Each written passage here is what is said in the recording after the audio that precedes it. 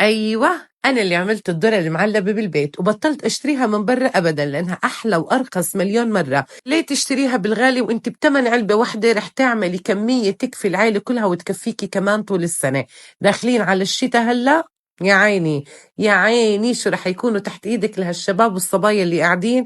اكيد بتعرفوا تشهونهم بالليل حرفيا وبدون مبالغه اقل من ربع ثمنها. وكمان رح أحضر معاكم هاي الذرة اللي بتنباع على عربيات الشوارع اللي كلياتنا بنحبها بطريقة كتير سهلة وبسيطة.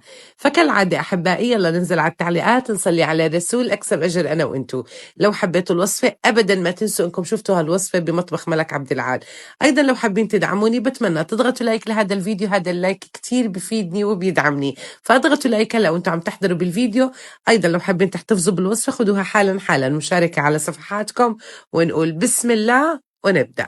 كيف ما عم بتشوفوا معي عندي هون الذرة، أنا بجيبها بقشرها وبعد ما أقشرها بغسلها بالغسيل، بتخلص من كليات الشعيرات اللي بتكون عالقة فيها.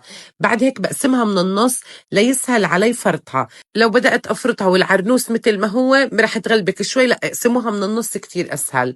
تمام، بخلص كليات الكمية بالطريقة والشكل اللي واضح قدامكم. أنا مستخدمة 7 عرانيس بوصفة اليوم. شوفوا بسم الله ما شاء الله الكمية بتبرك وحجمه كويس، يعني مش صغار لا كويسين. خلصت كليات الكمية والله ما بياخدوا وقت في فرطهم أبدا، ولكن اختاروا نوعية الذرة تكون من النوعية الزاكية. تمام، عندي هون طنجرة فيها مي سخنة بتغلي، بضيف كمية الذرة كيف ما شفتوا. بعد هيك رح أضيف معلقة صغيرة من البيكنج باودر وهي تعتبر مادة حافظة فبضيفها من البداية. تمام، وبعد هيك بحركهم وبغطي الذرة وبحسب لها بالضبط 40 دقيقة لتستوي معي كامل السوا. أحبائي لو وصلتوا معي لهون وعجبتكم الوصفة اكتبوا لي تم و10/10 يا ملك. وبهذا الوقت لحتى تستوي معي الذرة رح أبدأ إني أعقم بالمطربنات اللي رح أستخدمهم. أنا مستخدمة أحجام صغير وكبير، غسلتهم كتير منيح. بعد هيك نشرتهم بالشمس شي نص ساعة ودخلتهم.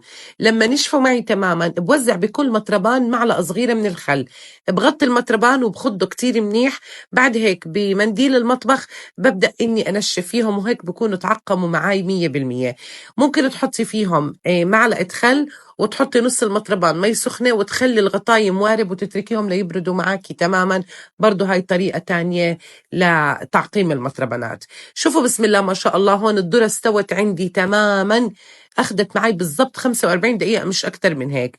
رح أبدأ إني أوزع الذرة بالمطربانات بالطريقة والشكل اللي واضح قدامكم وهم سخنين بيغلوا لحتى يسهل عليكي تخزينها، ما تستني عليهم ليبردوا أبدا. وكتير مهم عنا إنه المطربانات شوفوا ما يكونوا مطفحين على الباب أبدا، يعني قبل حز الغطاي بشوي. رح أبدأ إني أوزع بكل مطربان صغير نص معلقة صغيرة من السكر، وبكل مطربان كبير معلقة صغيرة ولكن مش مليانة أيضا من السكر. ببدأ أيضا أوزع بكل مطربان صغير ربع معلقة صغيرة من الملح. تمام، وبرضه بوزع بكل مطربان كبير بنفس الكمية من الملح. لو كان الملح عندك من النوع اللي بملح ما كتير تكتري ملح. رح أبدأ أوزع أيضا بكل مطربان صغير ربع معلقة صغيرة من الخل الأبيض، وبكل مطربان أكبر اللي هو تاع الصلصة بتعرفوا انتوا الستاندر معروف نص معلقة صغيرة من الخل الأبيض. وهون عندي مية سلق الذرة أنا ما بستغني عنها أبدا، هي اللي بكبس فيها الذرة. كتير مهم عنا إنه مية سلق الذرة والذرة يكونوا سخنين بنفس درجة الحرارة.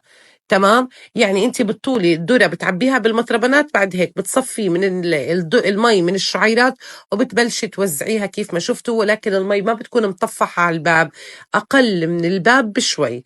بكبسهم كتير منيح. تمام، بعد هيك بكفيهم على وجههم شي نص ساعة لأخرج أكبر كمية هواء. وبعد هيك بطنجرة فيها نصها مي سخنة ببدأ أحط المطربانات وبقلبهم وبشقلبهم لحتى أضمن عندي كبسة الأمان تضلها محكمة الإغلاق شي 5 دقايق 7 دقايق مش أكتر من هيك. بعد هيك بشيل المطربانات بمسحهم وبرجع بكفيهم للمرة الثانية على وجههم وبتركهم هيك لتاني يوم. تمام. شوفوا بتضغطوا عليها بتلاقيها ما إلها صوت، مو منفسة هيك بتكون محكمة الإغلاق. إذا لقيتوها منفسة أو إلها صوت لا هاي خلوها على جنب، أو فيكم تستخدموها يعني ما تكبسوها أبدا. المهم تكون معاكم مضغوطة 100%. بعد ما سلقتوا الذرة وخلصت كل الأمور وكبستهم، هون لو حبيتوا تحتفظوا فيهم بالفريزر بعد السلق بتصفوهم من المي بتتركوهم يبردوا وبتوزعوهم بأكياس التفريز، برضه بيمشي الحال. هون لنيجي لأطيب ذرة هاي تاعت الشوارع، يا عيني شو طيبة. بحط بمقلى كمية الذرة اللي أنا بدي إياها، وبحط معلقة كبيرة من الزبدة. بعد هيك رح أضيف معلقتين كبار من عصير الليمون ورشة بابريكا. بضبط الملح وبقلبهم مع بعض شي 3 دقايق، ودوقوا دوقوا وادعوا لي لسهرات الليل. دوقوا دوقوا وادعوا لي، والله كل ما تاكلوا منهم إلا تدعوا لي عليهم من قد ما هم طيبين. لازم تجربوهم. شفتوا ما بياخدوا معاكم لا وقت بالشغل ولا وقت بالتحضير، وبكفي انه شغل ايدك، وعن جد بشهوا القلب. اعملي لك هيك بوكسه وكميه وخليهم تحت ايدك لهالشباب والصبايا، صبايا وستات متابعين الحلوين. الف صحه وعافيه على كل من رح يجرب وصفه اليوم. كنت معكم انا ملك عبد العال، دمتم بالف خير، بشوفكم على خير وباي باي.